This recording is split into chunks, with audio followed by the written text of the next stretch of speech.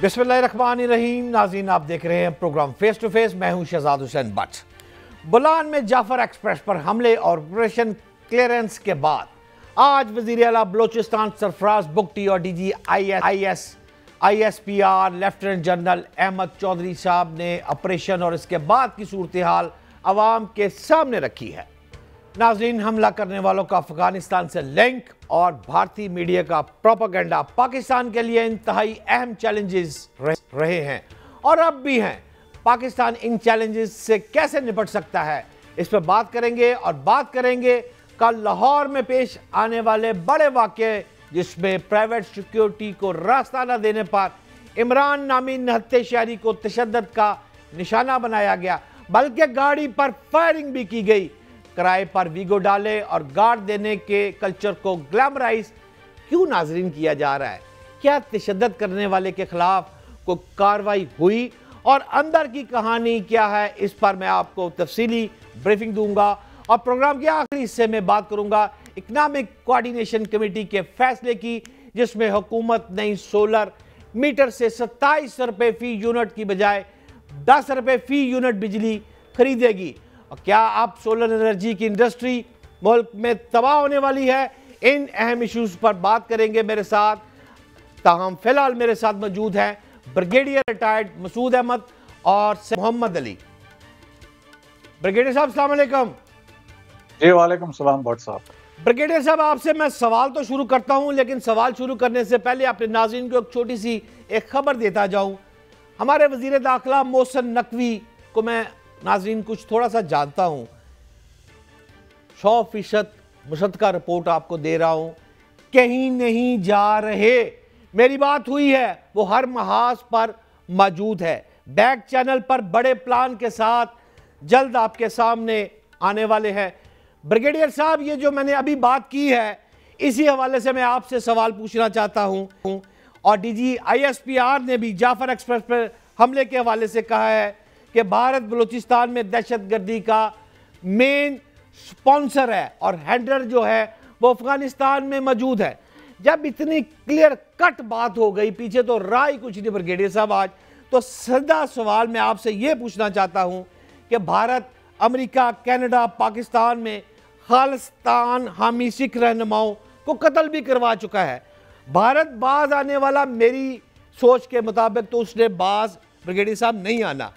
क्या हमें भारत को जवाब देने के लिए मकबूजा कश्मीर, नागालैंड, मिज़ोरम में आज़ादी पसंद जो तहरीकें हैं, उनका खुलकर उनकी हमायत नहीं कर देनी चाहिए? पाकिस्तानी अवाम अब इस नहज पर आ गई है और पाकिस्तानी अवाम यह मुतालबा कर रही है, लेकिन आपकी राय लेना चाहूंगा ब्रिगेडियर साहब, आप किस नज़र से देखते हैं इस बात को?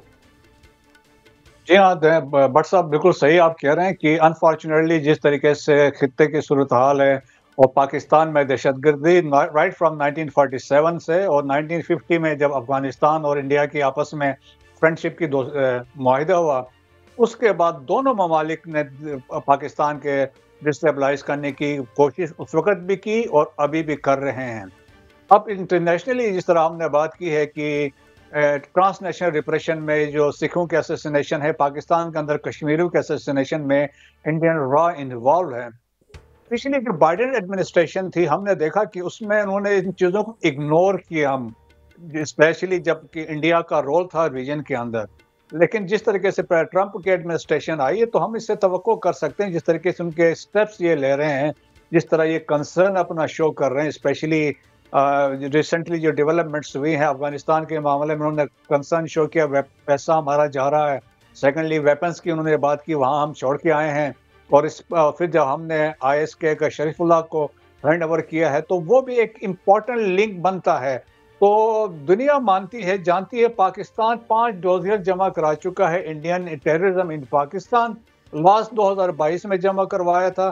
तो अब पाकिस्तान के पास ग्राउंड्स हैं और तैयारी, हम एक और डोजियर हम सबमिट करवा सकते हैं यूनाइटेड नेशन सिक्योरिटी काउंसिल को कि इंडियन इन्वॉल्वमेंट है। और हमारे पास फर्दर सबूत है कि इस रीजन को मेनली खैबर पख्तूनख्वा है और बलूचिस्तान है, यहाँ पे वो उनका फोकस है और ये उसको डिस्टेबलाइज करना चाहते हैं चाइनीज़ की वजह से, CPEC की वजह से। वहाँ से गवादर की डेवलपमेंट हो रही है, वो अपने आप को थ्रेट भी समझते हैं, सी लाइंस ऑफ कम्युनिकेशन वो समझते हैं, वो दे आर थ्रेटन।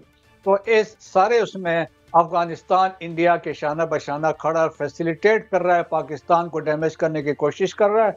सो पाकिस्तान के पास देखें बहुत सारे ऑप्शंस हैं। हमने वो लेवरेजेस अभी तक अफगानिस्तान के अगेंस्ट इस्तेमाल नहीं किए जो हम कर सकते हैं, और जो हम उनकी जो इकोनॉमी की ट्रेजेक्ट्री वी कैन कंट्रोल, हमारे पास वो पोटेंशियल्स हैं। मेरा ख्याल है अभी गवर्नमेंट ने जो डिसीजंस लिए हैं तो डिपोर्ट अफगान नेशनल्स जो यहाँ पे इलीगल रह रहे हैं वो भी जाएंगे। At the same time India को हमने इंटरनेशनली एक्सपोज करना है, international forum through aggressive diplomacy of Indian terrorism. मेरा ख्याल में एग्रेसिव डिप्लोमेसी की बात है तो hopefully we are heading in that direction. काबिल एहतराम ब्रिगेडियर साहब, टीटीपी और बलोच ग्रुपों में इत्तेहाद की जो इतलात आ रही हैं, और दोनों तो ऑपरेट अफगानिस्तान से होते हैं, क्या पाकिस्तान अफगानिस्तान में इन ठिकानों को टारगेट बनाने की सलाहियत रखता है? How it possible sir? जी हाँ, बिल्कुल भट्ट साहब आप सही कह रहे हैं। देखिए 2018 में इंडियन रॉ ने अफगानिस्तान में ब्रास बनाई थी, बलोच राजी अजोई संगड़ के नाम से, जिसमें BLA, BLF, BRA, BRG इनको शामिल करके बनाया, और उनको फोकस, उनको मिशन ये दिया था बलोचिस्तान एंड कराची। और जितने अटैक्स हमने रिसेंट पास में और पीछे देखें 2018 के बाद, उसमें ये सारे ये ब्रास और BLA मजीद ब्रिगेड शामिल थे। और सेकंड ये 2020 में उन्होंने ये किया, कंसोर्शियम बनाया जिसमें ब्रास को TTP के साथ जम किया, और उसके बाद से हमने ये फिनोमेनन देखा कि जिसमें सुसाइड बम्बिंग का कंसेप्ट बलोच 2018 में फर्स्ट सुसाइड अटैक हुआ। तो उसमें एक बिल्कुल गठजोड़ है, वाज़ेह सबूत है। अगर आपको याद हो पिछले साल 2 दफ़ा हमने स्ट्राइक्स किए थे, खोस में और पक्तिया में, यहाँ पे स्ट्रांग होल्ड है। गुल बहादुर ग्रुप जो फितनल खारिज का एक ग्रुप है, और दूसरा फितनल खारिज का नूर वली महसूद का ग्रुप था। इन एरियाज में हमने स्ट्राइक्स किए। पाकिस्तान के पास पोटेंशियल है, और इस दफा यकीनन स्ट्राइक्स जवाब इसका होगा, और इट विल बी लिथल और मैसिव होगा।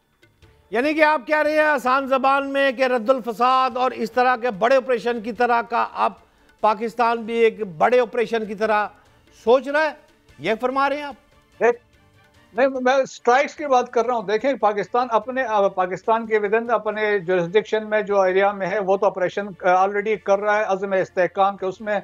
लेकिन इसमें आज DG ISPR ने बताया कि रूल्स की उन्होंने वाजे कर दिए कि किस तरीके से हम जाएंगे, दहशतगर्दों के पीछे भी जाएंगे, फैसिलिटेटर्स के पीछे भी जाएंगे, प्लानर्स के पीछे भी जाएंगे, एंड जो अक्रॉस द बॉर्डर बैठे हैं जहाँ से ये एपिक सेंटर है, जहाँ से प्लानिंग होती है, जिस तरीके से जाफर एक्सप्रेस वाली प्लानिंग हुई है वो अफगानिस्तान में है, वहीं से कंट्रोल हो रहा था।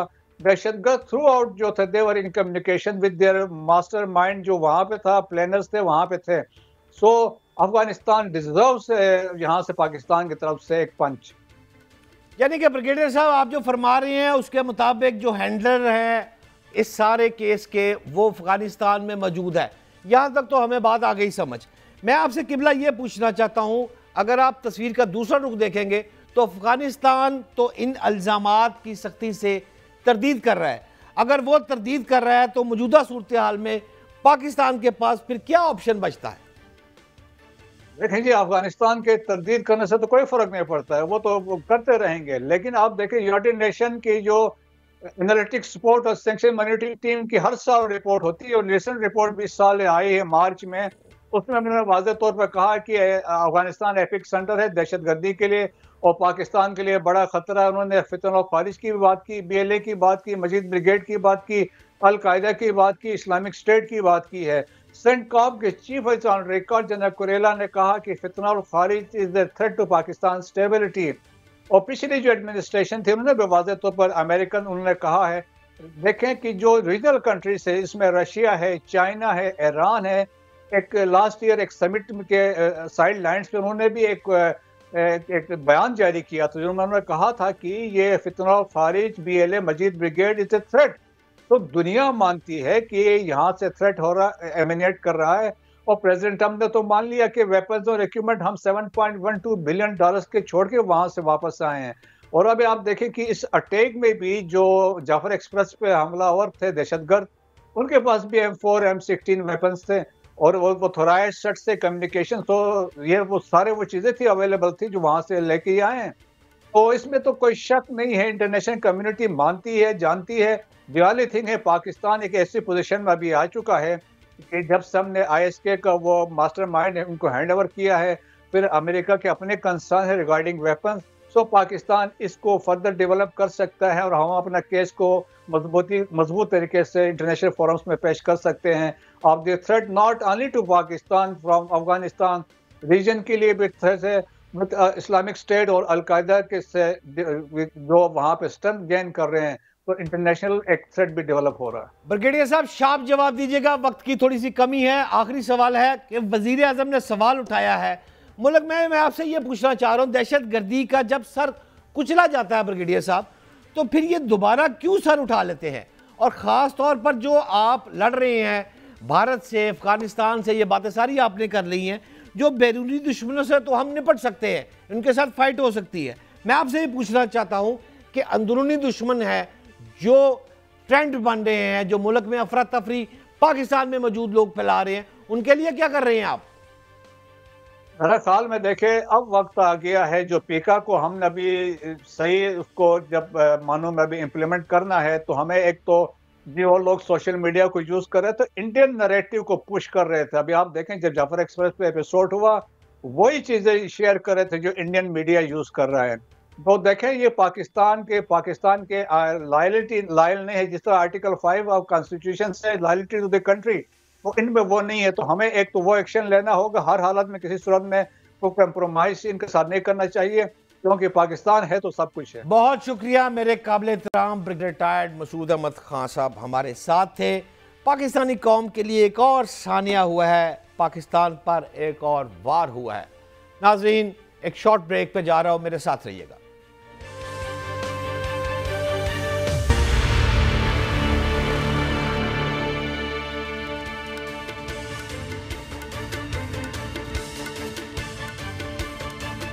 Welcome back. Professor Taimur Rehman साहब मेरे साथ इस वक्त मौजूद हैं। इनसे पूछूंगा कि मुल्क में सोलर एनर्जी इंडस्ट्री का मुस्तकबिल जो है वो ख़त्म होने वाला है, क्योंकि हुकूमत ने तो नेट मीटरिंग का निकाल दिया है जनाजा। प्रोफेसर साहब अस्सलाम वालेकुम। वालेकुम सलाम। ये बताइएगा कि सोलर नेट मीटरिंग और फिर नेट मीटरिंग के साथ इकोनॉमिक कोऑर्डिनेशन कमेटी ने नई पॉलिसी जारी कर दी है। मुझे ज़रा आसान ज़बान में समझाएं कि हो क्या रहा है। आप बहुत एक्सपर्ट आदमी हैं, ये नई पॉलिसी क्या है, ज़रा रोशनी डालें थोड़ी सी। सर बड़ी सादा सी बात है कि IPPs के साथ जो हमारे कॉन्ट्रैक्ट्स हैं उसमें हमें उनको 2 ट्रिलियन रुपए की कैपेसिटी पेमेंट्स करनी पड़ती हैं, और जब वो पूरी नहीं होती तो उसके नतीजे में हम सर्कुलर डेट में फंस जाते हैं। तो हुकूमत ने ये सोचा है कि मजबूर कर रही है हुकूमत सार्फिन को कि वो ज़बरदस्ती IPPs की बनाई हुई जो महंगी बिजली है वो ही ख़रीदें। ये असल बात है सारी गेम, जो उसको समझने की ज़रूरत है। अब आपने बड़ी दुरुस्त एदाद शुमार दिए सामने कि हुकूमत ये कह रही है कि हम 10 रुपए की ख़रीदेंगे सार्फिन से जिन्होंने सोलर पैनल लगाए हुए हैं। और मज़ेदार बात यह है कि हुकूमत पाकिस्तान IPP से 35 से लेके 45 रुपए की बिजली ख़रीदती है। इसका मतलब ये हुआ कि सार्फिन सोलर पैनल लगा के 3 गुना सस्ती बिजली उनसे बना सकते हैं क्या? मेरा तो मुतालबा यही होगा हुकूमत से कि अगर आप 35 रुपए की बिजली IPP से लेते हैं तो हम भी पाकिस्तानी शहरी हैं, हमसे भी 35 रुपए की ख़रीद लें। क्या मसला आपको? तो बात यही है कि वो ऐसा नहीं करेंगे, क्योंकि जो कॉन्ट्रैक्ट्स उन्होंने IPPs के साथ किए हुए, जो सॉवरेन गारंटीज़ उन्होंने दी हुई हैं, उसकी वजह से पाकिस्तान की पूरी इकॉनमी में एक बहुत बड़ा बॉटलनेक पैदा हो गया है। आज से नहीं, ये पिछले 20 सालों से चल रहा है। जब तक ये बॉटलनेक रिमूव नहीं होगा पाकिस्तान की इकॉनमी रिकवर नहीं कर पाएगी। यानी आसान ज़बान में प्रोफेसर साहब, जो मुझे आपकी बात समझ में आई है, आप फरमा रहे हैं कि 27 रुपए का यूनिट फ़रोख्त पहले था, अब इस फैसले के बाद नया सारफ 10 रुपए में यूनिट फ़रोख्त करेगा। तो ये बताइए कि हुकूमत को इसका कितना फ़ायदा होगा, और साथ ये भी प्लीज़ बताइएगा कि हुकूमत सारिफ को वही यूनिट कितने का फिर दोबारा बेचेंगे? देखिए जी, हुकूमत को फायदा नहीं होगा। सिर्फ हुकूमत ये चाह रही है कि हम ज्यादा से ज्यादा आईपीपीज की बनाई हुई बिजली यानी ग्रिड से बिजली खरीदें। ये है हुकूमत की असल पॉलिसी का नतीजा, जो ऑब्जेक्टिव है उनका कि ग्रिड से आप बिजली खरीदें। सोलर को हमने महंगा कर देना है, हालांकि सोलर जो है वो इस वक्त ग्रिड से सस्ती बिजली बना रहा है, और उसकी मेन वजह यही है कि आईपीपीज के साथ कॉन्ट्रैक्ट्स जो हैं वो बहुत ही बुरे कॉन्ट्रैक्ट्स। प्रोफेसर साहब, ये जो ग्रीन मीटर से आजकल बात चल रही है कि ग्रीन मीटर से बिजली फरोख्त करने वालों का बोझ जो है वो आम सारिफ पर पड़ता है, आप एग्री हैं इससे और कैसे? नहीं जी, मैं बिल्कुल एग्री नहीं हूं। आप सारे के सारे सोलर बंद भी करा देंगे तो जिस वक्त पाकिस्तान में सोलर नहीं लगे हुए थे उस वक्त भी बिजली की जो कीमत थी वो बढ़ती जा रही थी। इस वक्त हमारे पास जो बिजली की कीमत है रिपोर्ट के मुताबिक वो अमेरिका में बिजली की कीमत, चीन की में बिजली की कीमत, बांग्लादेश, इंडिया में बिजली की कीमत से कम दुगनी है, कई जगह 3 गुना भी है। प्रोफेसर साहब, दुगनी तो मैं मान लेता हूँ आपकी बात, लेकिन जो मैं मान लेता हूँ आपकी बात दुगनी है और बल्कि सब मुल्कों से ज्यादा है, लेकिन सारी बातें आपकी एग्री हूँ। लेकिन सवाल यह है कि मेरे पास भी रिपोर्ट जो मौजूद है उसमें 2024 के अख्ताम तक मुल्क में जो सोलर नेट मीटरिंग थी, सार्फिन की तादाद तो 29 लाख तक पहुंच चुकी है, जिसकी वजह से सार्फिन पर 159 अरब का बोझ पड़ा और ये बढ़ती रही तो 2034 में अगर मैं हिसाब करूं तो 4240 यानी 4240 अरब का बोझ पड़ जाएगा। आप कहते हैं गाली कोई नहीं, क्या कर रहे हैं प्रोफेसर साहब, आसान समझाएं। बोझ नहीं, बोझ का तो तस्वर ही नहीं आप कर सकते हैं ना। उसकी वजह यह है कि जो बंदा सोलर पैनल लगाता है वो कोई मुफ्त तो नहीं पैनल लगाता, वो भी ऑब्वियसली कोई 10 लाख, कोई 20 लाख, कोई 30 लाख रुपया खर्च करके लगाता है। और वो जो नेट मीटरिंग का मकसद ही ये था कि जो वो रकम लगा रहा है उस इन्वेस्टमेंट पे, नेट मीटरिंग के जरिए उसको इन्वेस्टमेंट को जरा आसान किया जाए। अब मामला जो है उसके बाद ये हुआ, ये हुकूमत की अपनी पॉलिसी थी, कोई सार्फिन की तरफ से भी ये ख्वाहिश नहीं थी। अब मामला ये हुआ कि सबसे पहले तो सोलर पैनल के नतीजे में जो बोझ था ग्रिड पे वो कम हुआ, कुछ हद तक कम हुआ और उससे बेहतरी आई। मगर अब मामला ये बन गया है कि हुकूमत ये चाहती है कि हमारे पास कैपेसिटी एक्सेस है, हमारे पास एक्सेस कैपेसिटी है, हम ज़्यादा बिजली प्रोड्यूस करते हैं और ना तो हमारे पास ट्रांसमिशन मैकेनिज्म इतना है कि हम जो बिजली प्रोड्यूस करते हैं वो सार्फिन तक पहुंचा सकें, और ना ही सार्फिन की डिमांड इतनी तेज़ी से बढ़ी है जितनी तेज़ी से सप्लाई बढ़ चुकी है। तो अब ये मसनूई तरीक़ेकार इस्तेमाल किए जा रहे हैं, हुकूमत कर रही है और उनको जस्टिफाई कर रही है कह के कि जी क्योंकि कुछ लोगों ने सोलर इन्वेस्टमेंट करके पैसे लगा के सोलर पैनल लगाए हैं तो इसलिए उनकी वजह से बिजली महंगी होगी। हालांकि हकीकत यह है बिजली महंगी होने की मेन वजह सॉवरेन गारंटीज और कैपेसिटी पेमेंट्स हैं। अब अगर आप आईपीपी से 35 से 45 रुपए की बिजली खरीदेंगे तो चाहे आप सोलर बंदे को मजबूर भी कर दें कि वो सोलर ना लगाए, वो ग्रिड से ही बिजली खरीदे, तो फिर भी आपको कॉस्ट तो 35-45 रुपए पड़ेगी, उससे आप ऊपर ही फिर सार्फिन को बेचेंगे, ये रेट उससे कम नहीं होने लगा। तो ये आर्ग्यूमेंट जो वो दे रहे हैं कि जी सोलर पैनल की वजह से बोझ दूसरे सार्फिन पे आ रहा है, ये कहीं पे स्टैंड नहीं कर सकता। It's an incorrect argument. Professor साहब, मैं अपनी स्क्रीन पर एक आपको ग्राफ चेक करवाता हूं जो मैं आपको पढ़ के सुना देता हूं कि अगर आप जिम्बाब्वे को पहले गौर करें तो 0.001 जी, अगर आप पाकिस्तान को गौर करें, पूरी तफसील है पूरे मुल्कों की, मैंने इसको रिसर्च की है, लेकिन अगर आप जिम्बाब्वे को ही फॉर एग्जांपल नंबर 1 पे जा रहा है तो उसको कंपैरिजन पाकिस्तान के साथ कर लें तो 0.067 का फिगर, डॉलर का फिगर आ रहा है। और किबला मुझे ये समझाए कि अब जिम्बाब्वे हमसे इतना आगे है सस्ती बिजली में, क्यों यार हम क्यों पीछे हैं? बिल्कुल आपने ठीक कहा जी। देखें जैसे जैसे टेक्नोलॉजी आगे बढ़ती है तो इन चीज़ों की कीमतें कम होनी चाहिए, मगर पाकिस्तान के अंदर हमने ये देखा 1970-80 के मुकाबले में आज बिजली ज़्यादा महंगी हो गई है। उसकी वजह यह है कि हमने जो टेक्नोलॉजी इस्तेमाल की है और जो इंडिपेंडेंट पावर प्रोड्यूसर्स पॉलिसी बनाई है और उसमें जो खास तौर पे सॉवरेन गारंटीज, कैपेसिटी पेमेंट्स के क्लॉजेस हैं, उसकी वजह से बुनियादी तौर पे बिजली महंगी है। आज जो सोलर की टेक्नोलॉजी है उसके नतीजे में हम मैं आईपीपी से सस्ती बिजली अपने घर में कैसे बना सकता हूं? ये कैसे मुमकिन है? इसकी असल वजह यही है कि बेसिकली एक तो टेक्नोलॉजी आगे बढ़ चुकी है और दूसरी वजह यह है कि वो जो कॉन्ट्रैक्ट, जो पॉलिसी 95 में बनी थी, वो पॉलिसी शायद उस वक्त के लिए ठीक थी, मैं तो कहता हूं उस वक्त के लिए भी ठीक नहीं थी, मगर अब तो वो बिल्कुल आउट ऑफ डेट हो चुकी है। लगारी साहब खुद इस बात को एडमिट भी कर चुके हैं, जिसकी बुनियाद पे वो ये भी कह चुके हैं कि हम आईपीपी से दोबारा रीनेगोशिएट करें, इससे हमें 1.5 आखिरी सवाल प्रोफेसर साहब, कोई ऐसा एक मुल्क बताएं जो पाकिस्तान से सस्ती बिजली पैदा करता है? पता है आपको? सारे ही सस्ती बना रहे हैं आपके चार्ट पे जो आपको नजर आ रहा है। Even United states of America, जो कि जनरली डॉलरों की इकोनॉमी, इतनी महंगी इकोनॉमी वगैरह सब कुछ, इतनी एडवांस्ड इकोनॉमी, बहुत शुक्रिया मेरे इंतहाई काबिले एहतराम प्रोफेसर साहब, आप मेरे साथ थे।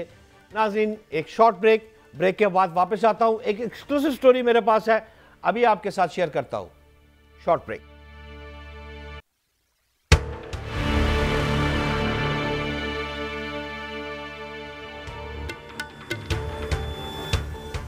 Welcome back. लाहौर में किराए के गार्ड्स, वीगो, डाले, प्राडो सिक्योरिटी के ग्लैमराइज कल्चर की चंद हजार रुपए के अवज किराए की सिक्योरिटी लेकर किसी को भी अब डराया धमकाया जा सकता है। नाजरीन, मैं आपको एक वो स्टोरी देने जा रहा हूं जो पाकिस्तान के प्रिंट व इलेक्ट्रॉनिक मीडिया में, सोशल मीडिया पर इसकी धूम मची हुई है कि एक नौजवान सड़क पर आता है और डाले हैं, प्राडो है, ये सारी बातें हैं जो आप देख भी सकते हैं मेरी स्क्रीन पर इस वक्त। ये लड़ाई मारकुटाई, ज़रा गौर करें ये किस तरह मारा जा रहा है। मेरे साथ इस हवाले से दो अफराद से मैं जानूंगा। सबसे पहले तो मैं जानूंगा अपने senior crime reporter GNN Ahmed साहब से, और इसके साथ साथ ही मैं इसका मौक़िफ़ हुकूमत की जानिब से DIG ऑपरेशन फैसल कामरान साहब है, उनसे भी मौक़िफ़ लूँगा कि ये असल स्टोरी है क्या और अब इसका आगे मंतकी किस अंजाम को ये पहुँच रही है। तो सबसे पहले बात करता हूँ सरफराज अहमद साहब। सरफराज भाई, क्या हाल है? जी शुक्रिया शहजाद हसन भट्ट साहब। सरफराज, ये बताएं कि ये क्या वाक़या है और इसकी अब तक लेटेस्ट डेवलपमेंट क्या है? मुझे तो अभी तक यार यही समझ नहीं आई कि ये काली गाड़ियाँ, ये कोई भारतीय गुलूकार तो नहीं है जो मर्डर हो गया था उस वक्त, वो भाई चचा वगैरह, इस तरह की गाड़ियों में तो वो कालिए शीशे, कालियाँ गड्डियाँ, ये वो वाली गाड़ियाँ लाहौर में फिर रही हैं। ये वाकया क्या है और इन गाड़ियों में है कौन? दोनों बातों का जवाब दे सरफराज।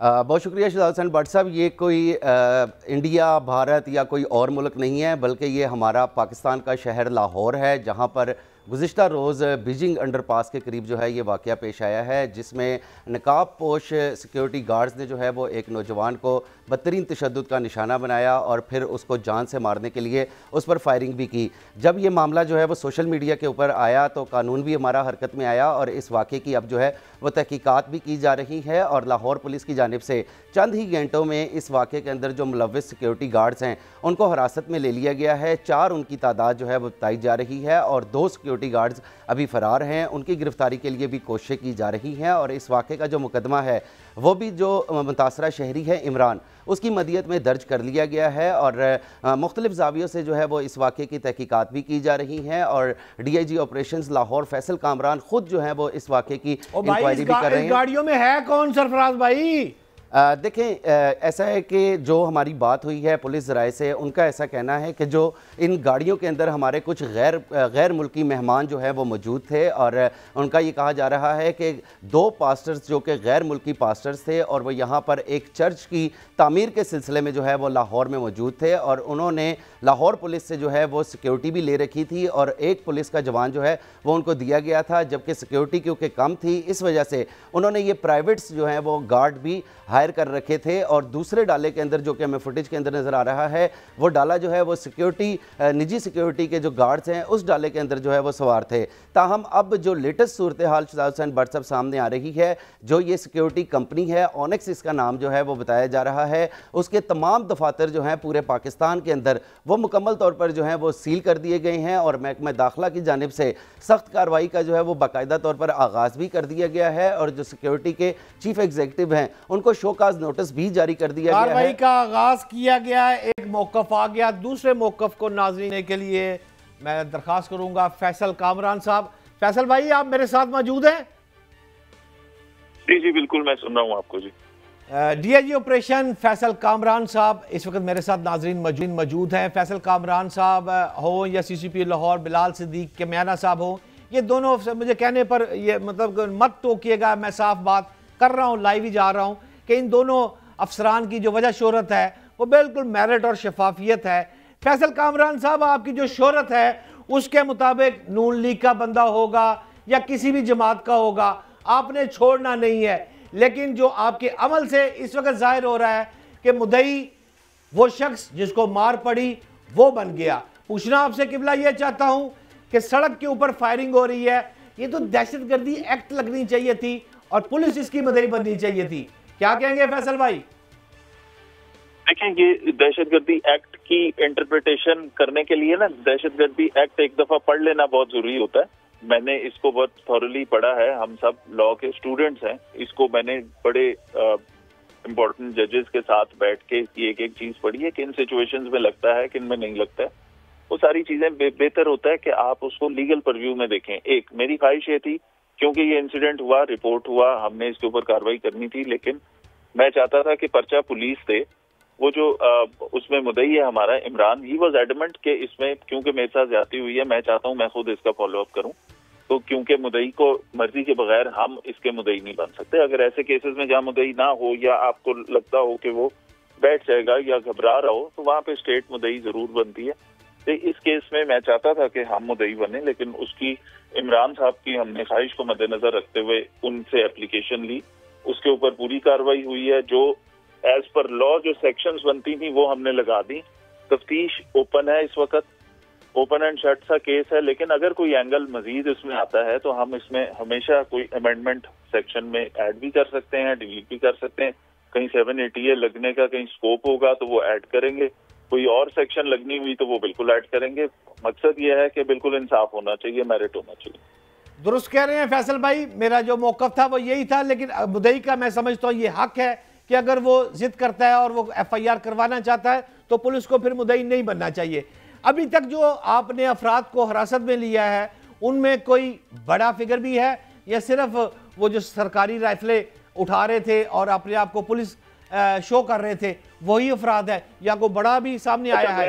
मैं इससे पहले ये जो आप गुफ्तगू कर रहे हैं ना, आपका बिल्कुल देखें, यू हैव द राइट, आपका अपना ओपिनियन हो सकता है, और हम में से ज्यादातर लोग अनफॉर्चुनेटली किसी चीज के कंक्लूजन पे पहले पहुंच जाते हैं। इसकी तफ्तीश से पहले हम सब ने अपनी एक राय कायम कर ली कि ये हुआ होगा।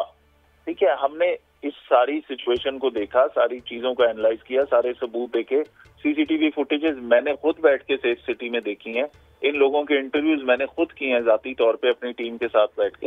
जो सिचुएशन सामने आई है, it was a case of road rage. यहाँ पे दो अशखास के बीच में अनफॉर्चुनेटली कोई तू मैं हुई, तल कलामी हुई, गाड़ी को रास्ता ना देने की वजह से। वो एक इंडिविजुअल का एक्ट था, उसके किसी भी वजह से उसकी गाड़ी हिट हुई या करम फायर का भी जिक्र कर लेना, खाली तू मेहमानी नहीं ना हुई फैसल भाई, फायरिंग हुई है बज़ाब्ता सड़क मैं उसी तरफ आ रहा हूँ जी। हाँ, मैंने सबसे पहले ये बताया कि हम पूरी बात सुने बगैर राय कायम कर लेते हैं ना। नहीं, आपका मौका है, आप सुनते हैं। हुई एंड इट वेंट बैड। उसके बाद उसने फायर किया, वो he was not trained for that, उसकी ना साइकोलॉजिकल प्रोफाइलिंग थी, वो उस सिक्योरिटी ड्यूटी के लिए फिट नहीं था। इस सारी चीज के अंदर गार्ड का जो रवैया है वो बदमाशी वाला, बदतमीजी वाला और इंतहाई वो जो एक क्रिमिनल ऑफेंस उसने कमिट किया वो वाला था। उसके ऊपर उसके खिलाफ कार्रवाई होनी चाहिए। इसके अलावा अगर किसी की कोई इन्वॉल्वमेंट आएगी तो वो होगी कार्रवाई उसके ऊपर, लेकिन मेरी तफ्तीश अभी तक के जो फैक्ट्स हैं उसके ऊपर हमने नाजायज तो किसी के ऊपर पर्चे नहीं ना देने। काबिल एहतराम फैसल भाई, ये बताइएगा कि ये गार्ड्स जो आपने हिरासत में ले लिए, इन गाड़ियों में कौन मुलव्वस है? सफर कौन कर रहा था? इन गाड़ियों में फॉरेन नेशनल हमारे माइनॉरिटी से ताल्लुक रखने वाले मेहमान थे। यहाँ पे चाइनीज अगर बिजनेस के सिलसिले में आए, कोई इन्वेस्टर्स बाहर के मुल्कों से आए, तो जो लोग उनके होस्ट होते हैं वो प्राइवेट सिक्योरिटी अरेंज करते हैं। ये कोई इसमें अचंभे वाली बात ऐसी नहीं है। लोग आते हैं, उनको प्राइवेट सिक्योरिटी दी जाती है, रेंट पे गाड़ियां मिलती हैं, security companies, license holder security companies authorised हैं उनको गार्ड्स देने के लिए। ठीक है, इसके अंदर मैंने आपको बता दिया फॉरेन नेशनल से। हाँ, उसके अंदर जो गार्ड्स थे उनकी कैपेसिटी थी, उनका किसी मौके पे इस तरह के रोड रेज करना, इस तरह की बदतमीजी किसी भी शहरी से, मैं आप या कोई भी बंदा वहां पे हो, उसका शिकार हो सकता था। वो गोली जो बोनट में लगी थी वो किसी और शख्स को भी लग सकती थी। ये चीज खराबी थी, हमने उस खराबी पे तवज्जो देनी है ना। हमने उसके इर्द गिर्द एक और स्टोरी बना ली कि जी पता नहीं कौन था। अगर कोई होता, भले ये कोई बड़े से बड़ा लैंड डेवलपर होता, कोई प्रॉपर्टी डीलर होता, या कोई ऐसा कोई टिकटॉकर होता, या जिस भी जमात से मुताल्लिक, उसके ऊपर कार्रवाई होती। यहाँ पे पूरी तफ्तीश के बाद हमें ये अंदाजा हुआ कि ये एक गार्ड की, आप उसे बदतमीजी समझ लें, गलत जजमेंट समझ लें, कोई ये कैलकुलेशन उसकी गलत हो गई। अफ्तारी से 1 घंटे पहले का टाइम है, सबर का पैमाना सबका लबरेज हुआ होता है, उस ड्राइवर का भी, उस कंप्लेनेंट का भी होगा, उस गार्ड का भी होगा। तो अब तक ये चीजें सामने आई। इसको रोड रेज का वाकया बनाना बिल्कुल मुनासिब है। इसको डाला कल्चर के साथ एसोसिएट भी कर लें, वो भी ठीक है, लेकिन इससे ज्यादा आगे मेरी तफ्तीश के मुताबिक अभी तक कोई ऐसा एविडेंस नहीं है। बहुत शुक्रिया फैसल कामरान भाई। आप फरमा रहे थे कि उनकी तफ्तीश के मुताबिक इस वक्त जो सूरत हाल है उसमें फॉरनर्स जा रहे थे, सिक्योरिटी प्राइवेट गार्ड्स हैं, उन्होंने बदतमीजी की है और उस पर सज़ा उनको पाबंद सलासल किया जा रहा है। मैं सरफराज अहमद साहब आपसे ये पूछना चाह रहा हूँ, शार्प जवाब दीजिएगा, ये डाला कल्चर जो है ये इसी तरह वाक़यात होते हैं और उसके बाद फिर सुलह सफाई भी हो जाती है, ऐसा होता है कि नहीं? देखें, बदकिस्मती से जो हमारा लॉ है उसके मुताबिक तो ऐसा जैसे आपने कहा है वैसा ही होता है कि डाला कल्चर जो है वो हमारे जो लाहौर शहर के अंदर जो है वो हमें बहुत ज़्यादा देखने में नज़र आ रहा है। और इस हवाले से DIG फैसल कामरान से भी हमारी इस हवाले से गुफ्तगू हुई थी, तो उनका ऐसा कहना था कि वो एक ऐसी कंपेन जो है वो आगे लाहौर शहर के अंदर लॉन्च करने के लिए जा रहे हैं जो कि सिर्फ़ और सिर्फ डाला कल्चर के जो है वो ख़िलाफ़ होगी। इस हवाले से पहले जो है वो कुछ अवेयरनेस जो है वो दी जाएगी, उसके बाद जो है वो बहुत शुक्रिया सरफराज अहमद साहब। अल्लाह करे पाकिस्तान में डाला कल्चर का खात्मा हो। और पाकिस्तान की जो पंजाब की पुलिस है, फैसल कामरान साहब और बिलाल कमियाना साहब, वो कहते हैं कि इस कल्चर को हम ख़त्म करेंगे। मेरी भी दुआ है ये कल्चर ख़त्म हो और पाकिस्तान तरक्की की जानिब आगे बढ़े। आज के प्रोग्राम के लिए इतना ही। पाकिस्तान जिंदाबाद।